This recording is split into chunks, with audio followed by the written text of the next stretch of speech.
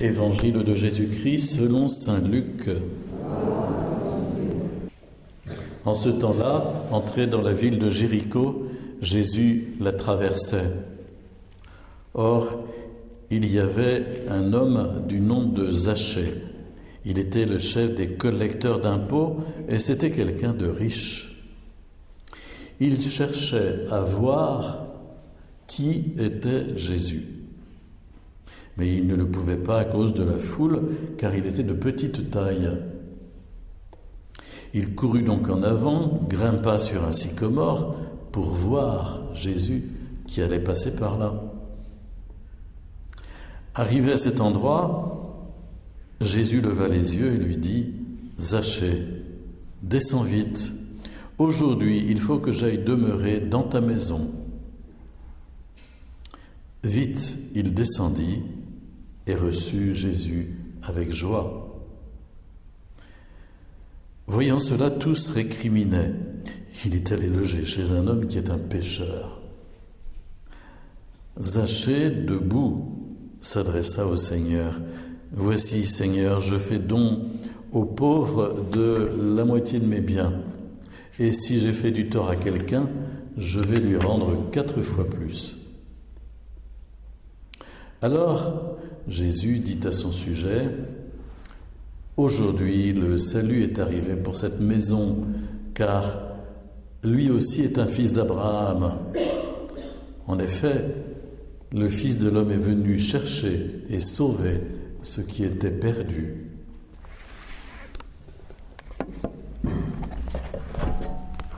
Acclamons la parole de Dieu.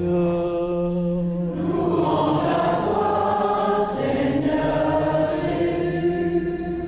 C'est un texte de l'Évangile qu'on a l'impression de connaître par cœur. Et c'est aussi le sentiment du prédicateur qui, devant préparer son homélie, se dit « Qu'est-ce que je vais pouvoir dire de neuf par rapport à cette affaire-là qui est connue de tout le monde ?» Et je commence par parler de la ville de Jéricho. Il faut savoir que c'est la ville la plus basse du monde. Elle est à moins 260 mètres en dessous du niveau de la mer. Et c'est un des lieux les plus anciens du globe, puisque les fouilles archéologiques ont montré qu'il y avait eu là des constructions successives depuis très très très longtemps. Mais il y fait très chaud, et Zachée a dû transpirer en courant pour monter dans son sycomore.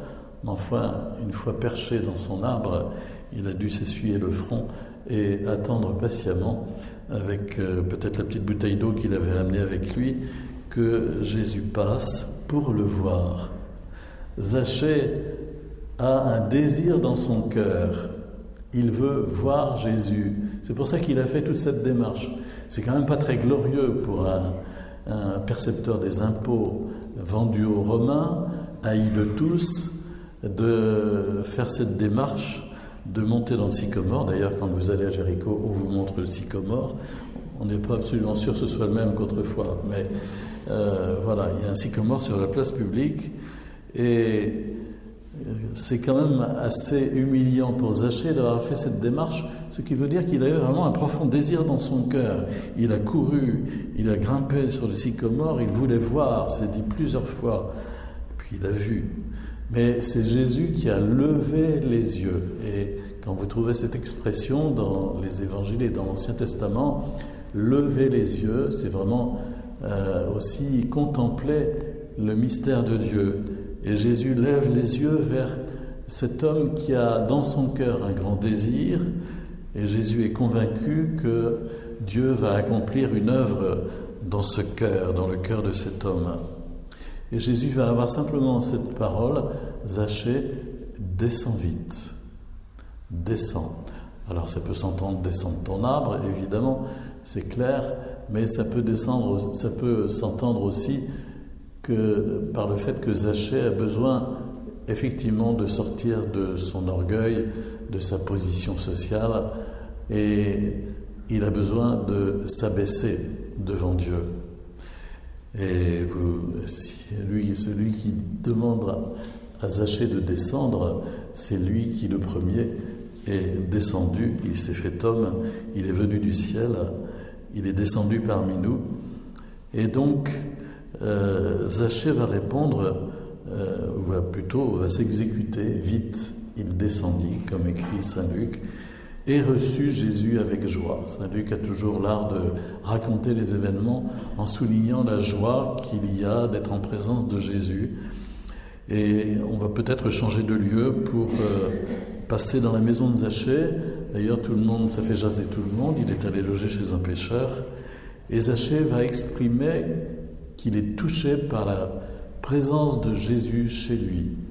Il est touché par la présence de Jésus chez lui et ça bouleverse sa vie et il décide de rembourser tout ce qu'il a pu voler et même très largement de redresser tous les torts qu'il a pu commettre.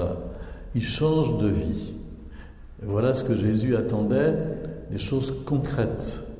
Pas seulement un acte de foi au sens où Zachée se serait prosterné devant lui, mais un changement concret dans sa vie.